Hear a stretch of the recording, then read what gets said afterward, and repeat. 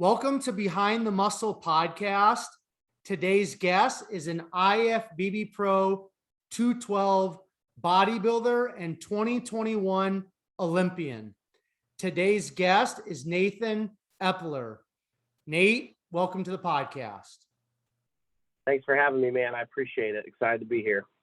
For sure, Nate. So we're just going to dive right into a couple questions. I like to start every conversation, every podcast off with for my guests. So the first question I have for you is, who are a few of your favorite bodybuilders of all time? I get this question a lot, and the one that always pops into my head is Jay Cutler. Probably because when I was really getting into bodybuilding in probably about 10 years ago or so, that's kind of when Jay was really starting to put out a lot more content. He was doing stuff for like bodybuilding.com and those kind of things, and when the forums were real big. And so that's kind of I really kind of gravitated towards him, and I really liked his look and his physique. But I also liked his character, and he's a business person, so I was kind of more drawn to him. Some of the other ones that I really liked, Kevin Levrone was one that I really enjoyed. I just really loved not only his shape, but his demeanor and his, character on stage and the way that he posed and presented himself. I was really drawn to that. Some of the other guys, Lee Priest, and definitely really just mainly liked Lee's physique, especially being that he was a shorter guy, and I'm not super tall myself. And so, plus he has just absolutely freaky proportions, when he was in his prime, the arms and, his legs and just all of his attributes, were really crazy. And then the last one's probably Tom Platz. And that's because I absolutely love training legs, and legs are one of my strong body parts. And that's, definitely something I kind of watched, the way that he trained and watched videos and stuff, and did, try to kind of follow suit with how he trained his legs as well. Awesome, man. Yeah. Jay Cutler and Kevin Levrone are definitely a couple of guys that come up on a pretty regular, consistent basis. Now, on the second question I've got for you, Nate, at what age did you start lifting weights? And then why did you start lifting weights at that age? So I started lifting weights probably in like 8th grade going into 9th grade. So that would have been like 2008, 2009. And I mainly started lifting just because I was training for wrestling. So I was a wrestler for 8 years, and I was really small. I was really, really small, and we can go into that here in a little while. But I was really, really small, and so I just knew, like, I didn't know much about like weightlifting or anything like that, but it just came natural to me that I knew, okay, if I want to get bigger and I want bigger muscles, I need to go to the gym, and I need to eat. And that's always just kind of, come naturally to me, of the understanding of like that I just need to be in the gym. I need to train. I didn't really know how or what to eat, but I just knew the direction to go. And so I started training for that. And, it was more so revolved around wrestling and conditioning, endurance, really focused heavily on legs and back, and grip strength, just stuff like that would help in wrestling. And then it just kind of evolved from there. Excellent, man.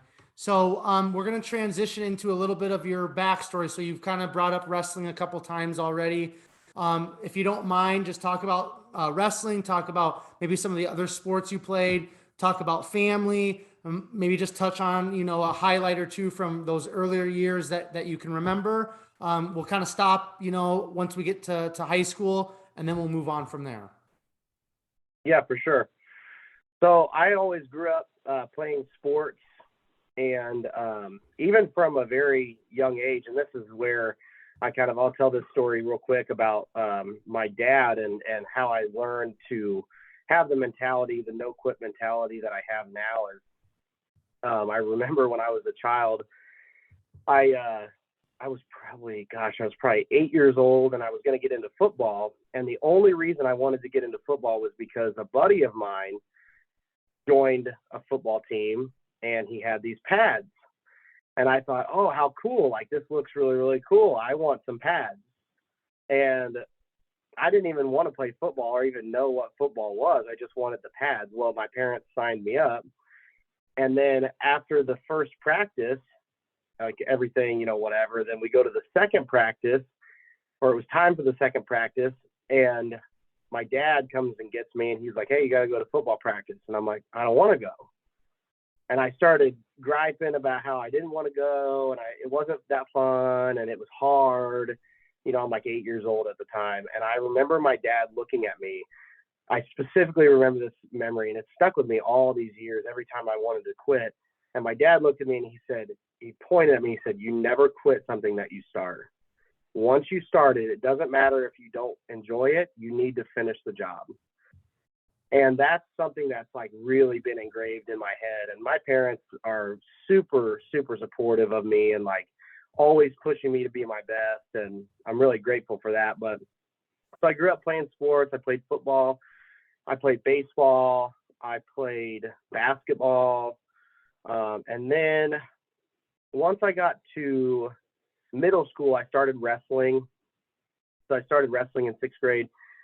Excuse me. And it was only because I actually only got into wrestling because one of the teachers who was the wrestling coach saw me in the hallway, and it was like literally probably a few months into middle school, 6th grade. And he looked at me and he said, how much do you weigh? He was like, you weigh about 75 pounds. And there's for example of what I weighed in middle school. So he was like, what do you weigh? You weigh like 75 pounds. And I said, yeah. I said, actually, I think I weigh 72 pounds. And he said, why don't you come out for the wrestling team? And I was like, well, what's that? And he was like, just come to practice. Practice starts on Monday, and we'll show you the ropes. And I got my butt kicked.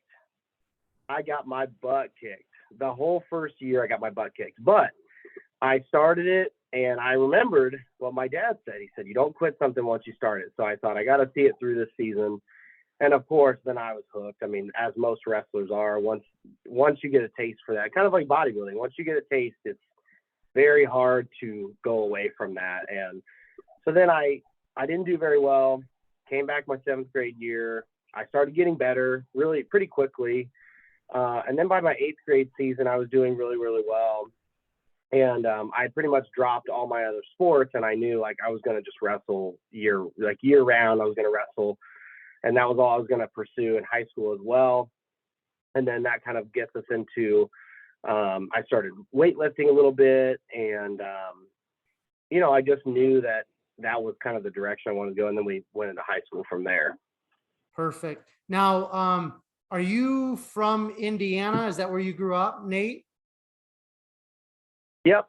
So I'm born and raised here in Greenwood, Indiana. It's basically 15 or 20 minutes directly south of Indianapolis. So we're right in the middle of the state. Cool. Now, what did what kind of pulled you into wrestling? What do you think really just like grabbed your attention and made you continue to pursue that sport at a young age? That's a really good question. It was really difficult, and I really enjoyed the challenge. And I also liked that I felt I could be equal to my opponents. So being that I grew up a smaller guy, I mean, I was like going into high school, for example, this is again 2009, I weighed 105 pounds, and I was like 5'4" or 5'3". So I was very, very small. And I got picked on a lot when I was growing up. And I don't know bullied is not really, it wasn't severe, but I mean, I did get picked on and pushed around a bit and got in some fights and stuff. And just, always had kind of people poking fun at me being shrimp and short. And so when it came to wrestling, I didn't feel like I was at a disadvantage. I mean, that's kind of one thing that I felt like I could prove to myself that I could be really good at something and I could be equally matched with somebody. And again, just the level of difficulty and the challenge, it was the most challenging sport I'd ever done. And so that was a big draw to me, is just the physical and mental challenge and how you have to be kind of in it all year, every year. How did wrestling go then in high school? Did you were you pretty good, pretty successful? Yeah, I did well. Again, my freshman year, I was really small, and so I wrestled up a weight class. I wrestled 112, and I didn't do very well. Again, I was kind of wrestling up a weight, and I was still really just getting into it. It was only my fourth year. But then my sophomore year, I started wrestling year round. So then I started wrestling freestyle and Greco. I started wrestling through the summer. I started going to some camps. I even wrestled for Team Indiana, and I went and did nationals at Fargo, North Dakota. So I got a lot more experience really quickly once I hit my sophomore year. My sophomore year, I was 24-12. My junior year, I was 28-12. And then my senior year, I was 31-9. And I missed going to state by 1 point in the round to go. So basically here in Indiana, it goes sectionals, regionals, semi-state, and then to state. So I made it to semi-state, and I lost 8-7 in the ticket round to go to state. So I was pretty good. But then basically, and here, this is a pretty cool story too. I actually never won a title in 8 years. I never won a single large title. So, I mean, I won lots of matches. I won lots of tournaments even, and smaller tournaments and stuff. But when it came to like county, mid-state, sectionals, regionals, semi-state, I never won a title ever. And I was in finals matches a lot over, especially through high school. I was in a lot of finals matches, but I never won.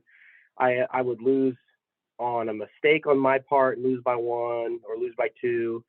I would lose on a referee's call. That happened a lot my senior year, more specifically, is losing on a referee's call by 1 point in the last 30 seconds of the match. So I went through a lot of losses in high school, and I really think going into like looking forward to a bodybuilding now, I think it really taught me how to really hold on and have like true grit and determination to keep pushing forward, because there's many times when I could have quit, and I could have, out of frustration, just started to slack or not care as much. But for me, it just turned into more motivation to keep going. So when you were kind of in high school and kind of, getting towards the end of high school, obviously wrestling isn't like football or basketball where, you kind of go on to the pros and there's, you're going to make a bunch of money, kind of like what we see on TV, right? Wrestling is much different. The Olympics is kind of like the cap of wrestling. There's not really millions of dollars out there for wrestlers. So the point that I'm trying to get at, the question I want to ask you then, Nate, is what were you thinking about doing when you were in high school in terms of a job or a career? What were you kind of wanting to pursue? And then what kind of happened once you graduated from high school? Yeah, all really good questions. And I mean, in high school, I don't know, it's kind of a blur looking back. And I didn't know what I wanted to do. I really had no idea. I mean, I knew what kind of things interested me. I mean, obviously sports interested me. But I didn't have a plan or anything. And so after high school, I knew for sure, I had the thought go through my head of, did I want to wrestle in college? Because I was still progressing well, where I could have wrestled in college, and I could have been decent. But you're exactly right. I mean, once you go to college, I mean, you've got, like, I went to a D2 school, and so, I could have, like, you can go to the NCAA finals, if you can make it to that level, which that's the highest you can go as far as collegiate wrestling. But I wasn't wrestling D1, and I wasn't even going to go to a D1 school. I went to a private college called University of Indianapolis. It's here in our city. And it's small. It's only got like 5,000 students. It's a private school. And they have a really good wrestling program. But again, I just, I kind of was getting into the point where I was really enjoying lifting. And actually, I'll tell you, here's another really great story. And I usually try to tell this one often.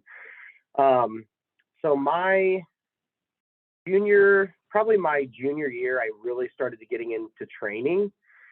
And actually wanting to learn about like bodybuilding a little bit. I didn't really know about bodybuilding. I just knew I wanted to learn about building muscle. So I was reading a lot of forums on bodybuilding.com. I was starting to like write my own workout programs and training splits and like really trying to get into like, how can I get stronger and bigger? And my strength coach, his name was Brian Smiley. He was a state champion wrestler. Really, really good, but he was our strength conditioning coach. He got a degree in exercise science. So I started getting really close to him and like picking his brain and like really starting to like really enjoy training. Like, for example, my junior year, I was squatting. I think I probably weighed in the off season, maybe 140, 145, but I was squatting 315 for like sets of 6. So, and that was being like 5'5". I was pretty powerful and like, I was really enjoying lifting. So fast forward to my senior year, my strength conditioning coach was at semi-state, and I lost again by 1 point. I hit a fireman's carry out of bounds. I drug my feet, but I didn't. They called me out of bounds. I watched the video footage, and I was in bounds. But another, I'll never live that one down. But anyway, so I run off the mat. Really upset because my high school career just ended. I lost by 1 point. And my strength and conditioning coach meets me in the hallway, and he looked at me and he smiled, and I was like kind of teary-eyed. Obviously, I've been wrestling for 8 years at that time. And he looks at me and he looks down and he said, "You ready to get big?" And that was such an iconic moment for me, because that was like really where I knew I was going to start bodybuilding or start like really trying to build a physique and like train. So anyway, fast forwarding to college, I really was thinking about pursuing like exercise science, that kind of like something involving fitness. I was even looking at like pre-PT, like physical therapy. And I knew I at that time I kind of figured like, okay, I'm not gonna wrestle. I was already in a relationship with my who is now my wife. Her name's Alexa. So we've been together since we were 16, since we were in high school. And so I was already in a long-term relationship with her, and I knew I wasn't gonna like live on campus because I wanted to be close to her. And I just knew that like I was gonna focus on my physique and my school and those kind of things. So I wasn't going to wrestle. So I got into University of Indianapolis. I started, I actually went for athletic training, and I was a pre-PT. That was my, like, what field I was going to go into was physical therapy. And after a semester, I realized that athletic training was not training. It's injury prevention and rehab, those kind of things. And I was doing well. I was doing very well, but it didn't click for me. And so I ended up dropping out of pre-PT and dropping out of the athletic training, went general studies. And then after another semester of general studies, I ended up picking up sports management. So that's what I ended up getting my bachelor's in, was sports management. And then I also got a minor in business. And I took some extended coursework as well in, I had a nutrition class, and then I had an advanced nutrition and dietetics class. So, and those were, I actually just took those because I needed to fill space in my schedule, and I enjoyed learning about that. So, yeah, I ended up graduating in 2016 from University of Indianapolis with those degrees. And all the while from 2012, when I graduated high school, to 2016, I was bodybuilding per se, but I didn't do any shows or anything. I just was eating, growing, and learning. All right, awesome, Nate. So let's talk about what unfolded once you graduated from college. What did those first few years look like? And then let's really start diving into like your first competition and unpacking that competition history, if you don't mind. Yeah, for sure. For sure. So, right out of college, again, I didn't really, so I basically through college, I was also working at a restaurant, and I actually moved out.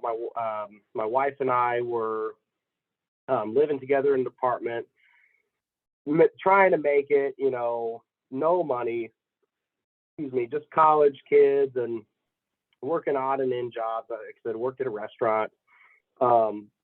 And I started working at that restaurant in 2013.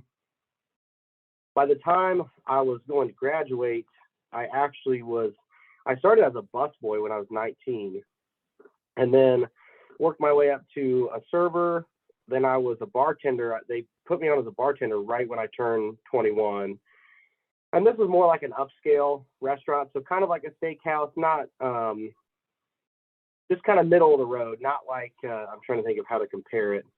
A little bit more upscale than like a Texas Roadhouse, but a little bit less than like a Ruth's Chris, or kind of like right in the middle there. And yes, I started bartending, and I really enjoyed that. I really enjoyed the restaurant industry as well. And then they actually put me on as an hourly manager when I was 22 as well. So I was managing the restaurant periodically, bartending, going to school, bodybuilding. So I had a full plate for sure, but I really enjoyed it. And so when I got close to graduating, they actually offered me a position to take on a salary management role when I was 22. But I pretty much knew, if anyone out there that's worked in the restaurant industry, and I know you and Matt kind of talked about the restaurant, yeah, right. If you have a chance to get out, you get out. Because it's one of those industries that it will suck you in, and then it's very difficult to get out. Because the money's good, but the downfall is that you're working nights, you're working holidays, you're working weekends. And I really knew that I did not want to stay in that. So I was looking at some other jobs. I actually interned at a company called Monarch Beverage Company. And I had a paid internship that actually helped with my schooling. It was a marketing intern. And I got paid for it, which was great. And I was thinking about getting a sales job doing wine sales. But again, it was kind of falling in that same category where I'd be working at restaurants, I'd be making trips to restaurants, I'd be still on those kind of hours. And I was like, man, I just don't want to do that. And it wasn't my calling. And so then I looked at a sales job with Ashley's Furniture, ended up not taking that. And then long story short, I ended up taking a job as a loan officer support. So I actually worked for a mortgage company, and very, very, really good friend of mine. His name's Brian Brent. He's one of the top producers in our state and in the nation, actually, as a loan officer. I actually met him at the gym. So a lot of my connections, as we build through the gym and through fitness. And he actually saw me, the way that I would work out, and he knew my story a little bit about, I was going to school and I was working at the restaurant 35 hours a week, full-time school schedule, and he really liked that. And so he actually approached me and scouted me for a job working under him before I even graduated. So this was 2016, early in the year. And then I ended up taking a position with him in November of 2016. And then I worked with him all the way until 2019. Very cool, man. Very cool. Yeah. Speaking about the restaurant business, I mean, I started working at a pizza place in college, and then for the majority of my 20s, I actually worked there.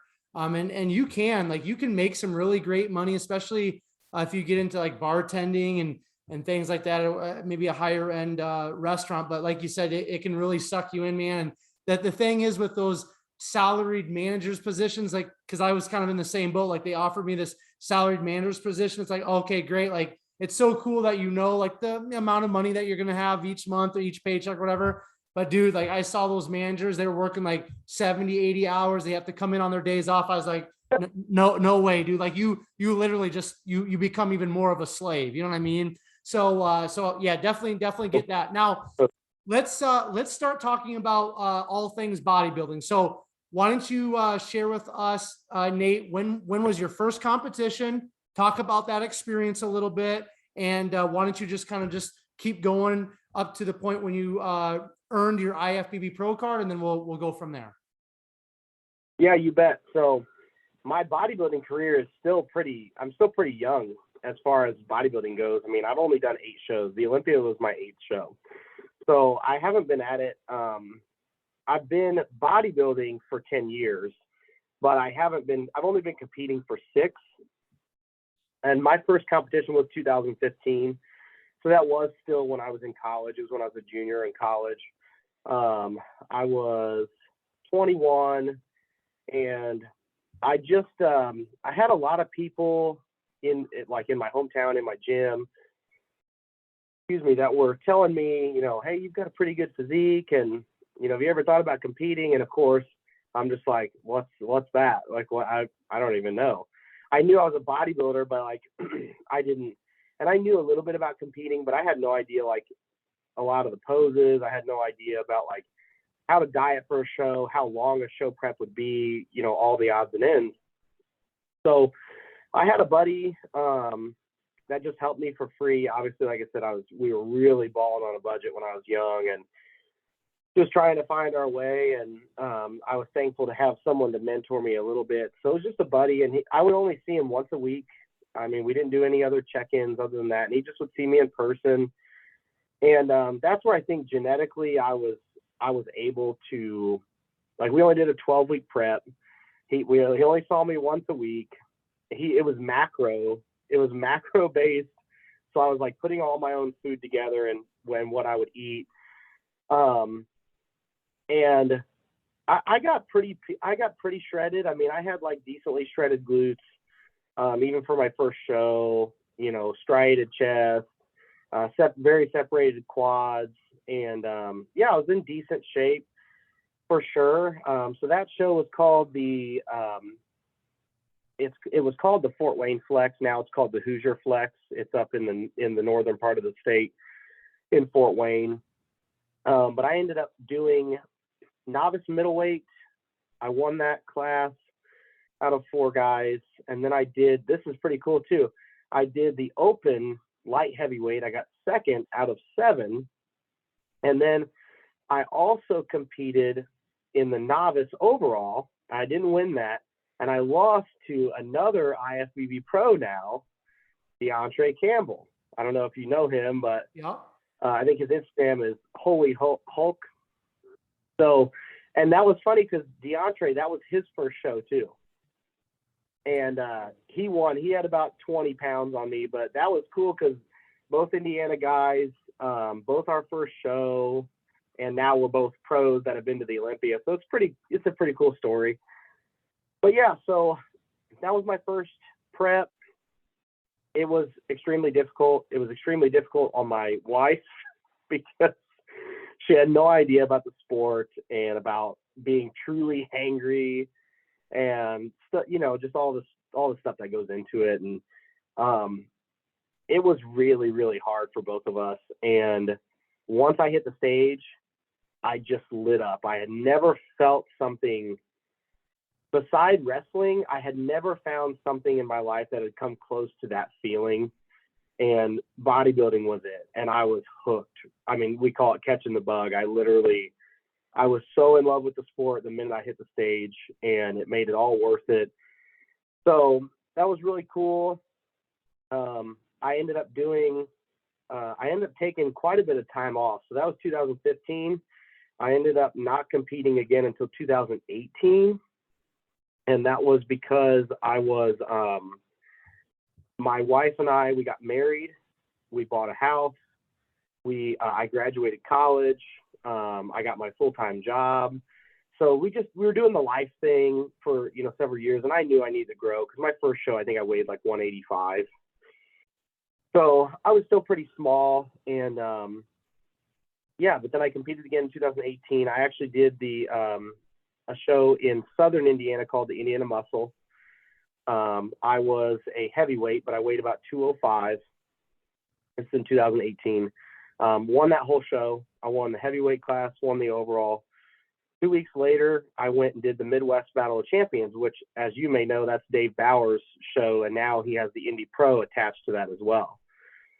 So that was probably the biggest show at the time that I had done, and I won the heavyweight and the overall at that show as well.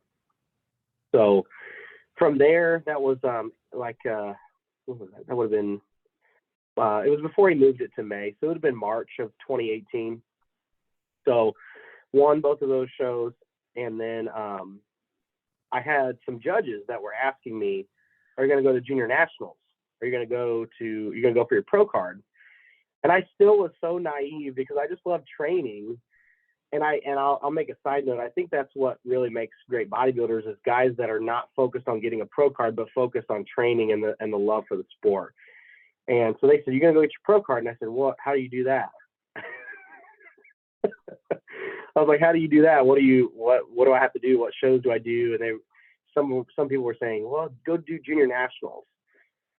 And I hadn't even thought that far. I was like, I just did a couple shows. Like, I want to go eat a pizza. I want to go eat some donuts. Like, so then I basically talked to my coach, Matt's been my coach the whole time. He's been my coach ever since 2017, right before those two shows we did get together. And so then basically I just talked to Matt and I was like, man, I said, let's try to make a run for junior nationals in 2019. He said, okay, let's do it. So we had 15 months and I said, okay, here's my goal. I said, I want to go in, I want to grow, make a really hard off-season push and gain some more size. And then I said, I want to win junior nationals and then I want to go and win USAs. And the rest is history. I mean, basically in 2019, we did junior nationals just like we planned. I did win the heavyweight and the overall there. And then we went to USA 6 weeks later in July 2019 and then won that show, but did not win the overall, but I did win the heavyweight class.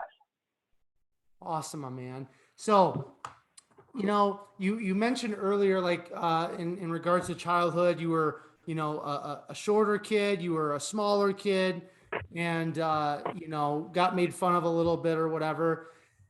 Being, now like, a full on bodybuilder, and obviously now you're an IFBB pro and an Olympian, was there a point, Nate? Cause like my freshman year of high school, I weighed 105 pounds. So I can really relate. I was a late bloomer, kind of all of that stuff. Right.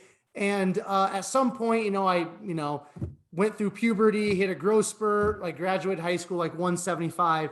And, through strength training and bodybuilding, all that, like your mindset changes and your whole mentality changes. Have you found that through bodybuilding, your mindset and that mentality from maybe getting picked on and being the little guy, has that switched and changed over the years, or is that still kind of a chip on your shoulder? It's, you know what? It's always going to be a chip on my shoulder. But now I don't use it so much as a crutch, but I use it as a reminder to where I came from. And I think that really helps.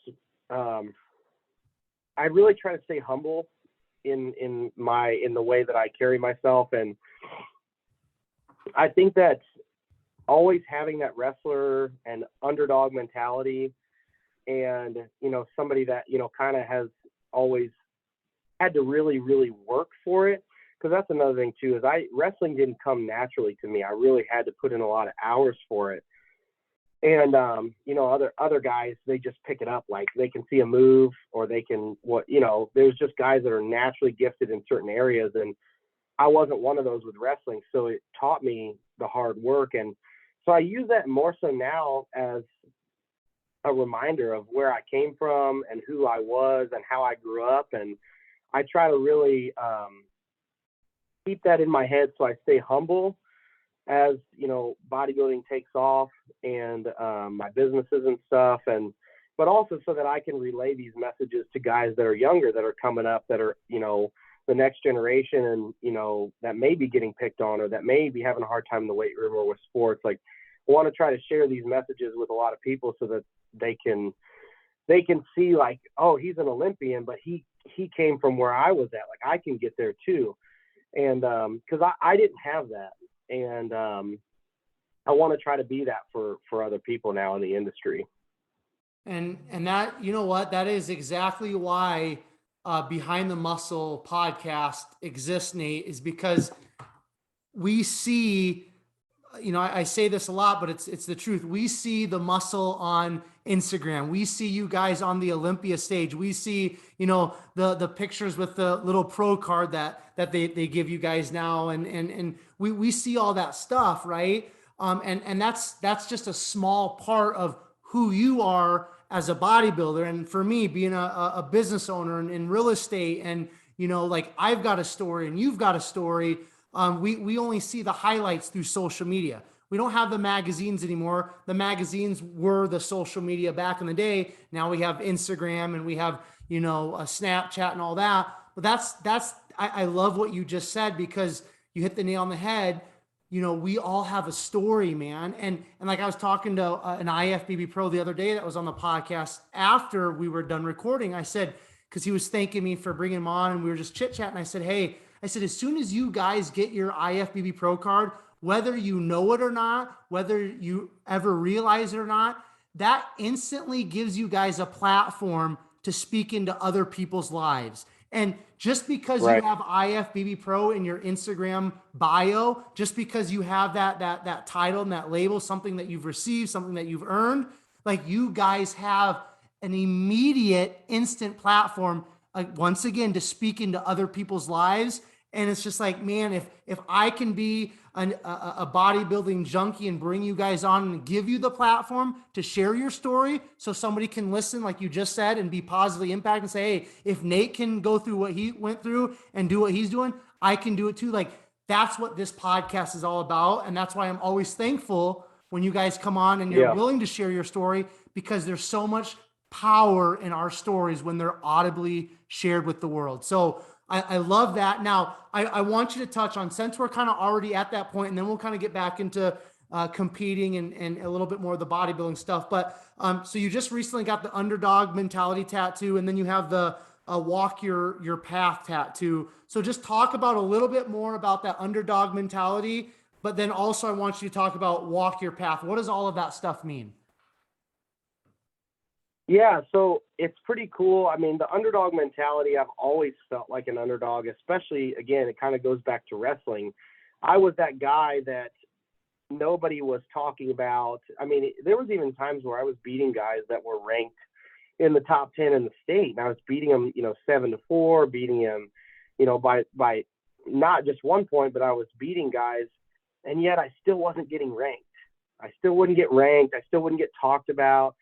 And it always frustrated me. It was, and again, now more so, that's a driving factor, but it used to be something that would really weigh heavily on me. It's like, why can I not get the spotlight for a minute? Like, if I'm doing really well, why is this happening? And again, now more so than ever, I mean, again, with the Olympia, it kind of was the same thing. I really wasn't getting talked about. I mean, I won the New York Pro. I got second at the Indy Pro, which was my debut. I really felt like, okay, I've kind of established a name for myself. And then we see and again, it's just social media, but again, this kind of stuff gets to you a little bit, and again, this is good stuff for these younger guys to hear. Like, even guys that are pros, like, we have these mental battles that everyone has. And we have all of the same stuff that goes through our head with dieting and training and this and that and the other. And I was kind of frustrated. I was like, man, I'm not getting, like, people are like saying, oh, he's going to be top 8 or top 10, or he's going to be out. He's like, some were saying I wasn't even going to be in the top 10. And I was like, I just won the New York Pro. How am I not getting looked at right now? So the underdog mentality, once I placed 5th at the Olympia, I kind of knew, I was like, I really want to get this put on me somewhere, because it's been such a driving force in my life for literally the last 10 years. And it will continue to be. And I want to keep that underdog mentality as I go forward. You know, even if I'm placing top 3, top 2, if I ever win a 212, I want to still train and still carry myself and still act in the way that an underdog would. And knowing that you can be beaten and you have to put in the work, like you will be beaten. And that way you're staying motivated, and you're always pushing yourself, and you're always acting like you're not at the top. And so that's really why, like I said, I got this underdog mentality on my forearm here. And then the walk your path one, I'll kind of try to show it there. It's on my upper forearm there. Walk your path. This is a very cool story. And this, it happened to me this year. So you probably don't even know this. I'm opening a gym, and I think I heard you say that you own a gym. Yeah. So I'm opening a gym early 2022 here in Indiana. And I've been working on that for 18 months now. So through my entire prep plus more, even through 2020, I was working on this. And so I run a coaching business. My wife, she ended up quitting her job, and she does photography. So we work on her business together. And then I'm opening a gym, which is a absolutely humongous endeavor. Especially my gym is 23,000 square feet. So it's a large, very, very large facility. And then I was obviously prepping for shows from January all the way until October. So I was prepping almost the entire year. It was extremely stressful, a lot of points through the year. And I remember one day specifically, I was having a really rough day. I was just getting slammed with work, slammed with emails from architects, engineers, you name it. And then I didn't have a workout partner to go work out with me. I normally have a workout partner, my best friend, who's my business partner as well. He trains with me, and then a few other guys as well. But I didn't have anyone to train with me. It was gonna be hamstrings. I was just feeling really tired, and I ended up going to the gym by myself, which is no big deal. Like, I've been bodybuilding for 10 years. I've had many workouts by myself. Kind of tired, and I was doing single leg curls, and I just thought to myself, okay, I'm just gonna put my headphones on. I'm not gonna think, and I'm just gonna work out. And I'm going to try to enjoy this, because I needed an outlet for that day. And especially the pressure of being a pro and prepping for large shows like this, the training, sometimes you can lose sight of having fun with your training. And this is one thing me and Matt have talked about as well. Many times when I would get stressed out, is like, he would always tell me, you need to enjoy your workouts. Try to have fun and try to enjoy your workouts. Have fun doing what you love. So I went in to do hamstrings. I put my headphones on. I said, I'm not going to think. I'm just going to work out. And I'm going to listen to music loud and just be in my element. And I started doing leg curl, and I stood up and I smiled. And I just smiled because I had a moment of clarity and peace. And it was like a weird flash in my head.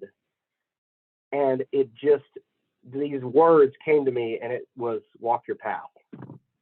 And all I thought was, I'm walking my own path. I'm here by myself, but that's okay. It's okay to be alone, because I'm on my own path. And I swear, man, that story still gives me chills, and still, like, to think about that level of clarity and that level of, like, enjoyment in being alone and doing what I'm passionate about. that I was like, instantly, I thought, I'm going to get it tattooed on me somewhere. And that was probably 4 months ago, 3 months ago. And so it's really cool to have this now on my arm, and I can look down at that every day. And plus I have a compass. I have a compass tattoo on my forearm. So it's right above the compass. So yeah, it's just, it's a really cool piece, and it really means a lot to me for sure. I want you to discuss a little bit more about pressure. You just mentioned that, right? The pressure of, getting ready to compete in the Indy Pro, the pressure of getting ready to compete at the New York Pro, the pressure of, being, an Olympian and stepping on the Olympia stage. What is that like, man? Because, we just talked about how even like as an IFBB Pro, like you guys had the same battles that, an average person has that's not an IFBB Pro, right? So just talk about that pressure. How do you specifically handle and deal with pressure in your life when it comes to bodybuilding and competing, Nate? So there's a couple ways we can go about this. Is first of all, I try to remind myself that the pressure is often self-inflicted. And that's what I think a lot of people that deal with stress and anxiety, they have a hard time realizing, or pressure when they try to deal with this pressure, is that it's self-inflicted. And that, here's another thing, and that Bumstead says, and I also word it a different way, he says, pressure is a privilege. And the saying I've been using for the last year or two is busy is a blessing. And I try to reiterate to myself almost daily that these are things that I have put on myself. These pressures are a privilege. And if I am extremely busy, it's a blessing, because if I'm not busy, I'm not making money, and I'm not following my passions, and I'm not doing what I love. And so the pressure can be very daunting at times, because you start to wonder, am I going to make it? Whether it's financially, whether it's with a show, you name it, whether it's family, relational issues. I mean, there's constant pressure that we deal with on a day-to-day basis. And I just try to remind myself that a lot of these are self-inflicted, and that maybe we should take ourselves off the pedestal and realize that because we have pressure, it shouldn't make us have anxiety that follows as well. We should use the pressure as a driving factor to be more successful and to push ourselves. And if you have pressure, that's you trying to better yourself. And so it's a frame of mind thing, but that's the way I try to think about it often. Excellent, man. So let's get back into talking competition a little bit. And then I've got a few other things I want to touch on. We'll wrap up our conversation. So from the time that you turned pro, you earned your IFBB pro card. We had the pandemic happen, and then you made your pro debut earlier this year at the Indy Pro. So that time off, so like kind of 2020, I don't really want to talk about pandemic stuff, but just what was the mindset going from earning your IFBB pro card to stepping on an IFBB pro stage? What did that kind of look like? Yeah, I mean, we were going to compete in 2020, and I had started prep. So I had started prep probably in December or January of 2020, and I was going to do the Indy Pro. That was going to be my debut, 212. And then Indy Pro got canceled after about 4 months of prepping. So it was in like April. It was pretty late in the game. I think it was April that Indy Pro got canceled, and it didn't get rescheduled. It got canceled altogether. And I was already pretty deep into prep. I was already really peeled. And we aimed for Chicago Pro, because that was at the time still in July. So I ended up prepping and just kind of prepping in the unknown, and that was very difficult.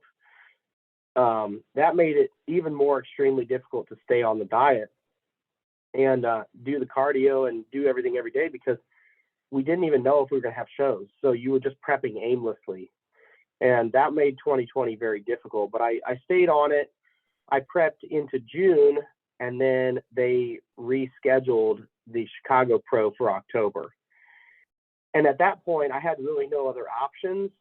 And then my thought process with my coach was, man, if we were to win Chicago Pro or make the Olympia somehow, I'm going to end up prepping the entire year. And I wasn't okay to do that right then. So in June, we shut it down in 2020 and then just went into an off season, and we were just going to do the same thing, 2021 Indy Pro. So that's what we ended up doing. So let's talk about your pro debut. You got second place to Tonio, who I had on the podcast, and man, you want to talk about like a humble, just cool dude. Tonio's definitely that. So listeners, if you want to check out the episode with Tonio, just go back and listen to that. He just competed this past weekend in the Open where Sean Clarito won. So that was pretty awesome to see. But talk about your pro debut. You came up just short, then you went on to New York and won that. Why don't you just talk about kind of the roller coaster emotions and those two experiences, and then we'll talk about the Olympia. Yeah, sure. Indy Pro was such a blast. I mean, it's my hometown, and that, man, the crowd and the amount of people that came out to support me, I was so grateful for. And it was so loud. It was extremely loud. It was, every time I was on stage, it was just like, it's very hard to put into words, you know, because I'm just very humbled by it. And I really thought I brought a fantastic package to the Indy Pro. I actually preferred my Indy Pro look over the New York Pro look. Personally, I was a little bit fuller at Indy. And Tonio, yeah, he locked in the win, and I thought I had it though, because I ended in center quite a few times in quite a few of the call outs, and you know, we battled with John Jewett and stuff, and those were the two guys, like, I was chasing them through the whole prep. I was watching them. I was like, man, this is who I'm fighting with here. And we're all like very cordial. The 212 is really, really tight niche too, which is awesome. And Tonio and I, we actually both turned pro at USA's. And so we've kind of been like, we've known each other now for a couple of years, and we, you know, kind of shoot the shit a little bit, and like, we'll go back and forth and stuff and just rile each other up. Like, we're really good pals. And so it was really cool. It did hurt to lose in my hometown. That was a hard loss. That reminded me of the wrestling days, to be honest, of losing like a 1-point match. And because it was neck and neck, me and Tonio pretty much were going back and forth pose for pose. And when they called Jewett in third, I thought for sure I had the win. And then they called Tonio, and I, you know, although I'm very happy for Tonio and like he was deserving of the win for sure, but it was a hard loss for me. And I definitely, that was a hard pill to swallow. It took me a while to come out from backstage. You know, I cried a little bit to my wife and my parents and my best friends, some of my best friends that were there, because we'll talk about pressure. Like, I thought I let everybody down. Like, I'm the hometown kid, and I thought I had the win and have hundreds and hundreds of people there to support. Yeah, that was a hard loss. But you know what? It really fired me up for New York. So yeah, then we did New York Pro. And I pretty much knew it was all the same lineup pretty much. I think it was all the same guys from Indy, except for a few did not go, and then one additional guy went. But so I pretty much knew the lineup, and Tonio was not going to be there. So I wasn't guaranteeing myself the win, because I knew Jewett. I mean, he and I battled, so I knew for sure, I was thinking it was going to be between me and Jewett for the win there. And then obviously, thankfully, I was able to pull out the win there. So what was that like? I mean, you have the kind of the heartbreak of getting second place at your pro debut at the Indy Pro, and then being able to win a show as big as the New York Pro. I mean, did you really have that sense of redemption when you got that win? Yes and no. And it's hard to say. Yes and no, but again, the underdog in me I was ready to go toe to toe again with Tonio at the Olympia. And I didn't hang on the New York Pro win very long because I was already moving towards my mindset of, okay, we need to be back in prep. We've got a lot of time. I knew more so than we got to be back in prep, but I knew more so I needed to make improvements, and I knew where I needed to make improvements. And so I was more so very anxious to get back to my training and really pushing. I knew I needed more thickness in the back. I know my arms need to come up. The legs could get some more detail and separation. So I was really anxious to initiate a plan towards my Olympia look. So let's talk about that. You got 5th place. Tonio got 10th. So I'm sure that felt kind of good in the back of your mind and heart. But before we talk about actually the placing, just talk about the experience, man. Like, I mean, I went to the 2008 Olympia, obviously, as a fan, and there's nothing like it. So paint the picture for all of us that will never be on the Olympia stage as an athlete. Just talk about that experience, please, Nate. I tell people, it's the nickname is it's the Super Bowl of bodybuilding. And this is what I've been telling people for a few weeks. They made it feel like that. Like, truly, I felt like it was the pinnacle of bodybuilding as far as the way they treated us as athletes. They took very good care of us. We were in constant communication with the coordinators of the Olympia via email. They made sure we knew exactly where we needed to be. It was a very seamless process for us. They took extremely good care of us, plus I got my Olympia track jacket and stuff too, which was it. I tried to really soak in the weekend, and we got out to the show. We got out early. We got out to Florida on Tuesday. I always try to get out 3 or 4 days early to make sure that I can acclimate and rest and not have any stresses with travel. So we did that. It was very exciting too, because I got an Airbnb that was a large house and had a pool, and I had like 14 people with me. So I had like my grandmother, my aunt, my mom and dad and brother, my best friend, my coach and his wife. I mean, we had like even my best friend, some of his family came out. So we had a lot of support and family with us and people around me to help me make sure that I have everything that I needed, whether it was cooking or making a meal or helping me pose or just anything like that. So that was a really cool experience. The stage was absolutely phenomenal. I mean, guys that have been in the Olympia previously even said that this was the biggest and best stage so far ever. And I remember I walked into finals, but I was obviously early, and I walked into the theater or the convention center, and I looked around and looked at the stage, and there was no one in there at all. And I just stood at the very back of the auditorium and I just looked at the stage and the lights, and I just thought, wow, like 9.5 months of work and we made it. And so it's those kind of moments that I'll keep in my mind and live through forever, and like I paid for stage shots, and plus I had other photographers taking stage shots. So we got lots of great photos. The gala dinner was wonderful. Like I said, it was just truly an experience that I'll never forget, especially being my first one. Yeah. Now talk about getting 5th place. I mean, that's unbelievable to make your Olympia debut and get 5th place. So talk about being in that first call out, being on stage with Sean and Derek, and I mean these top IFBB pros. Just talk about that a little bit, and then we're gonna wrap things up. You got it. And I have an amazing story I really want to tell. And I've actually, you're the first person to ask me to come on a podcast, which was a little surprising to me, but I'm thankful for, because I want to tell this story. And I'm actually going to do a recap video of the Olympia, either on my own page or for Hosstile, but I want to talk about this story, so you're getting the inside scoop on this. So we get on stage at prejudging, and they call out the first call out. I wasn't in it.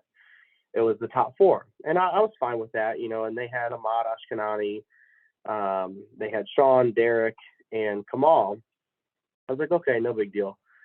And so we're all standing on the side of the stage, and then they start calling out the second call out. They called out like 6 guys. I think it was 5 or 6 guys, and I wasn't in the call out. And I was shocked because I knew 100% I was way better than I had been all year. And I was like, man, I was confused a little bit. And so I'm standing on the side of the stage. They start doing mandatories and stuff, and Jewett was in that lineup as well. And I mean, again, John Jewett and I are really good friends, but I had beaten him twice already this year. And so I'm like, man, I should be in this call out. And I wasn't. Well, I started to get discouraged. And again, this is good, you know, for other people that are coming up in the sport to know about, is I started to get discouraged on stage. I could feel like a little bit of angst, like, man, this is frustrating. And I was trying not to lose my composure, but then all the guys around the stage on the sides were all pretty much relaxing, hands on the hips, not really hitting their front relaxed poses. I started doing the same. And in an instance, during the second call out, there's probably 1,000, maybe 1,500 people standing or in the crowd. I mean, it was packed. And it got very eerily quiet for a split second. And there's a friend of mine, his name's Joey Belt. I don't know if you know Joey Belt, but he actually works out in the Dragon's Lair around Flex Lewis, Sean Roden. He's around the industry, all these guys. He's not a pro yet, but very good guy. Met him at USA's a few years ago, and I am standing on stage getting more frustrated, and I hear somebody yell my name. And it was so quiet, I could hear him so easily.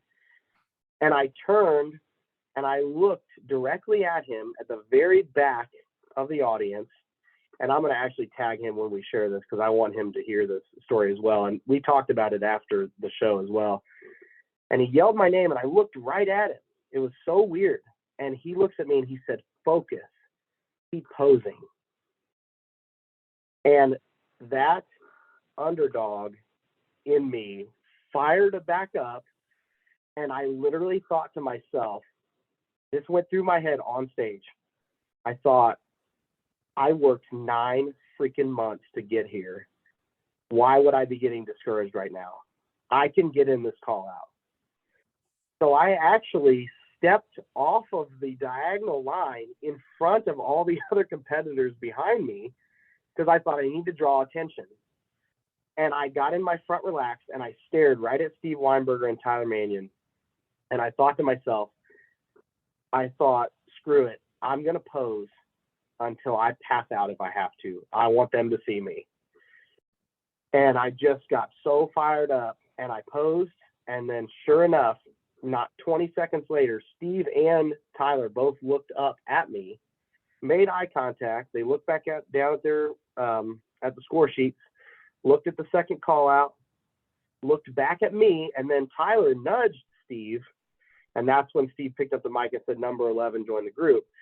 And in that moment, what honestly went through my head was, I'm just going to say this because it literally went through my head. I thought, you're all fucked.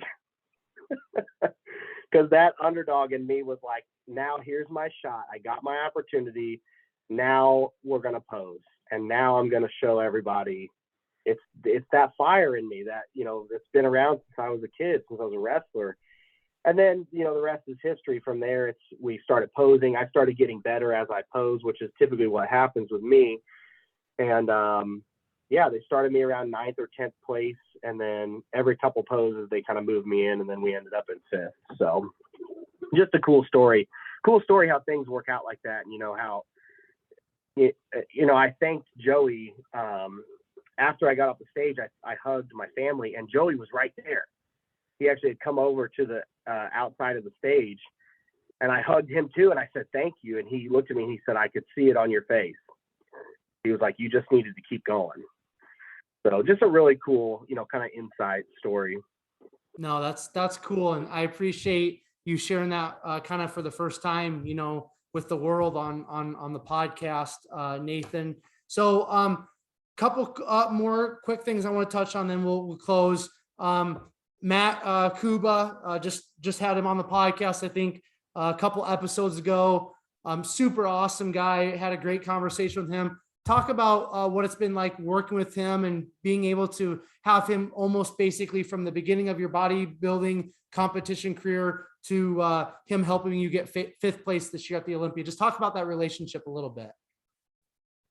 Yeah, Matt's been wonderful. I mean, when I started really seeking out a coach, after that first guy that had helped me, I had seen Chris Aceto post about Matt, and I was like, oh, this guy's pretty big, pretty jacked. And so I looked at his page and I realized, oh, he's in Chicago too. He's not that far from me. He's like 3 hours away.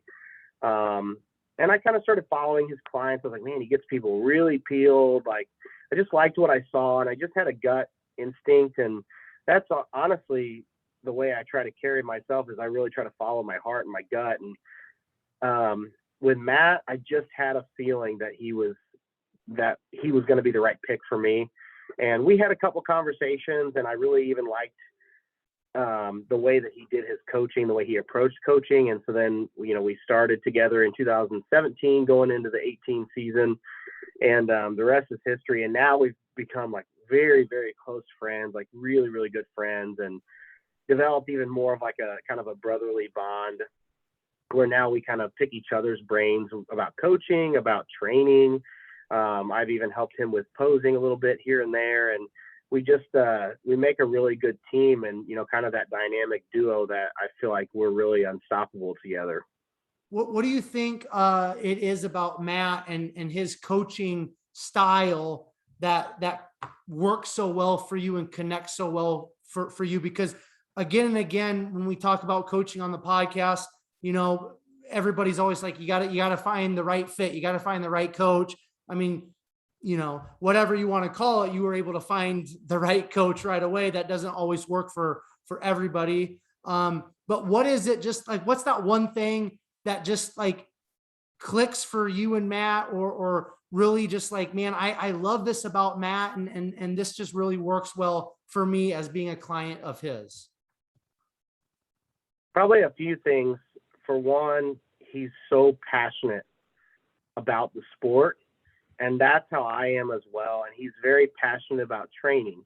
He started in bodybuilding with the love for training, and that's something more after the fact that now has made us grow even closer, is that we have the same love for training and passion for just bodybuilding. And a lot of people don't have that. And so like, we really click on that in that regard. But also the fact that in the initial, when I was trying to pick a coach, was that simplicity and not overcomplicating dieting. I liked that he was already kind of like, when he was telling me like some of his food choices that he gives clients, it was already foods that I was pretty used to, and like things that I had done, and like lots of rice-based products, and the meat selections and just different things like that. And even with supplement protocols and stuff, like, it's just very in line with what I believe as well, and what I had already been doing and seeing was working for me. So we kind of already had, like, our minds were already kind of in alignment from the beginning. But then, like I said, it just developed into more of like, we're really passionate about training, and we're really passionate about bodybuilding. And so that we just have such a mutual love for the sport. Excellent. Talking about passion, being on that subject, being a Hosstile athlete, we all know that Fouad is about as passionate as they come when it comes to bodybuilding, and he's in it for life, right? And we all love his podcast and the content and everything that he's doing, giving back to the bodybuilding community, which is awesome. I respect it so much. But talk about being a Hosstile athlete. I mean, an up and coming brand, the founder, CEO, whatever, all that stuff is a bodybuilder of a bodybuilder, right? You have the opportunity, Nate, to be an athlete for Hosstile. So just talk about that, man. It's gotta be really awesome. It is. It is freaking fantastic. I love the company so much. I love the products. I love Fuad and all the other athletes. Like we're such a good group, and we're a team.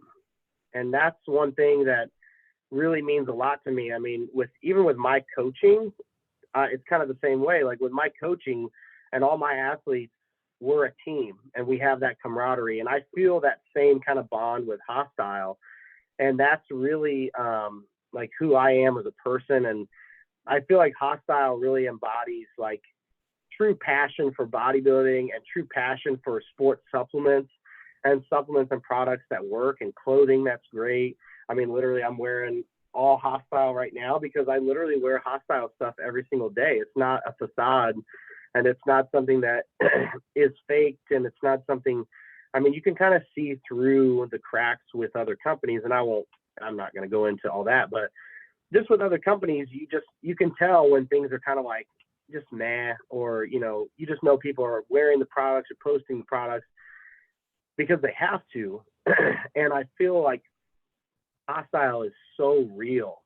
I mean, his podcast, the Real Bodybuilding Podcast. I mean, if I could put any word with Hosstile, it's real. Like everything is so true and so real and so passionate, and they just treat us extremely well. I'm very fortunate to have a contract with them. I'm very fortunate to have Fuad and the team support, and they just have done so much for me in such a short period of time, like 4 months. But the things that they do for me and the way that they take care of me is not, doesn't go unnoticed. And I think that, yeah, Hosstile is really a fast growing brand in our industry. And that was another reason why I was really drawn to that. And, Fuad and I started talking and stuff, and our ideals really aligned, and the direction of Hosstile. And I just felt like it was such a good opportunity to get involved when I had it, and, really be a part of them as they grow with, I'm growing too, and I'm growing in the sport. Ultimate bodybuilding goal for you, Nathan, what is it? Oh, I mean, I want to win an Olympia. I'm just going to say win an Olympia. I won't say 212 or open or both. We'll see. But again, it didn't stem from that. I never even really wanted to be a pro, or I just didn't even think of it that way. It's always stemmed from training, and being passionate about just the love for the sport and dieting and eating healthy and being, who I am as a person. And it just kind of constantly grows. I told myself I wanted to get top 6 at this Olympia. I got 5th. So that's one goal checked. I told my wife after the Olympia, right the day after the Olympia this year, I looked at my wife and I said, I want to win 212 next year. So that's the goal as of right now. And then eventually the next goal would be to go into the Open and just see what we can do from there. I mean, I don't have any goals or expectations as far as when I go into the Open, but my goal is always to be my absolute best and to be a threat and to, just present myself the best I can always. So. Excellent. Last question. You've brought up your wife, Alexa, several times. Why don't you just talk about her, what she means to obviously you, but this whole pursuit of your passion of bodybuilding? How is she such an integral part of that? She is my absolute number one fan, my biggest supporter. She always pushes me to be my best. I mean, there was workouts, there was some workouts this prep where I was in tears from almost fainting during the workout when food got really low because I had to make the weight. And I mean, there was times where I just literally felt so extremely exhausted. And she just knows. I mean, we've been together for 11 years. We've been married for 4. So like, she just knows me so well. And there was just certain days where I would like have my head down a little bit, and all of a sudden I would just feel her pat me on the back. And it's just like unsaid things like that like almost gets me emotional thinking about it right now, because it's so real. it's so real. I mean, Lex and she's literally my soulmate. I mean, we've known it since we were kids. I've known her actually since 2006, since 6th grade. So we've been friends since 2006. So that's 15 years. There's just such a bond, and like Lex always has believed in me, and she always knows. She's always, my helper. She helps with our dogs. She's always there to help pick me up, cook food when we need food made or whatever. Yeah, she's just an amazing woman, an amazing person, and she's very outgoing, a very bubbly personality. So, if there's ever a dreary day, it's she's always laughing and smiling and goofing around and stuff, and just we just click. She's just my best friend. Love it, man. Nate, I want to thank you so much, man, for chopping it up with me. Kind of, again, pulling back that curtain into your life and the life of a IFBB pro.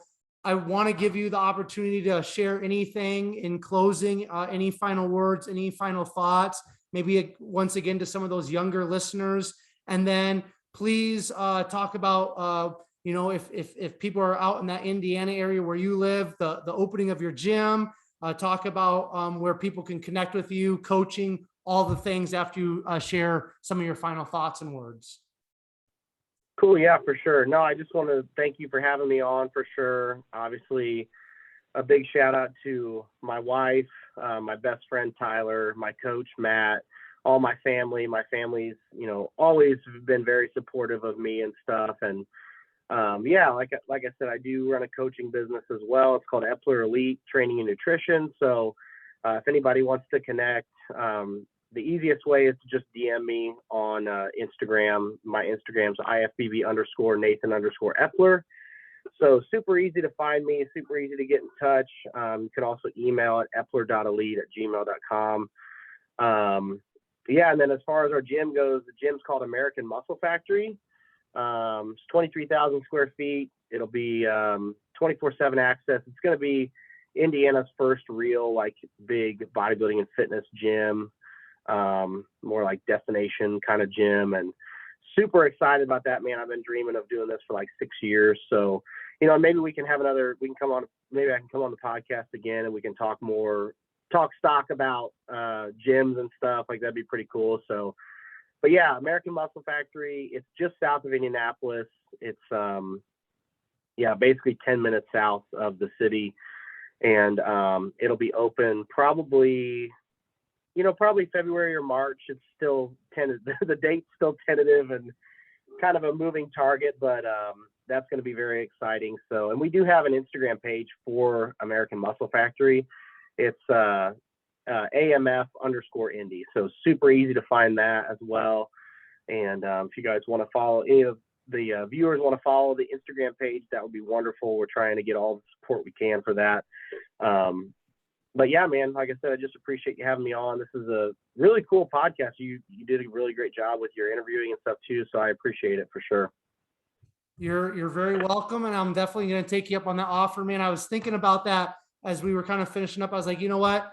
I love getting into people's stories and just hearing behind the muscle. But sometimes just with certain guests, it's like, man, I've got to bring them on. I've got a few people I've put on my scheduler a month out, 2 months out. I put their name down to reach out to them to bring them on again, just because it would be fun to talk a little bit more nuts and bolts in regards to gym stuff and bodybuilding and all that. But you're very welcome, Nate. Thank you again for coming on.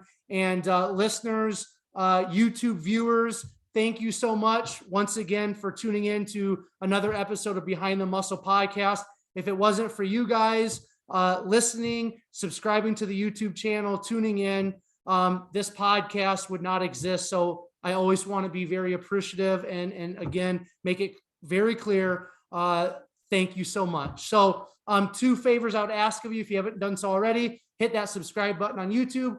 That's important because I release all of these episodes first on YouTube, sometimes the night before, even in terms of before I post it on my Instagram and other social media platforms. So hit the subscribe button on YouTube. And then take Nate's episode and make sure you share it on all of your social media platforms. Make sure you tag Nate, tag myself, Behind the Muscle Podcast, so that we know that you listen to this episode specifically. And then if you are on YouTube, why don't you leave in the comment section your favorite part of Nate's story, or maybe just something of value that you took away from Nate's story. That would be great. And finally, I will leave you all with this. Remember, behind the muscle, there's always a story. We'll catch you guys later.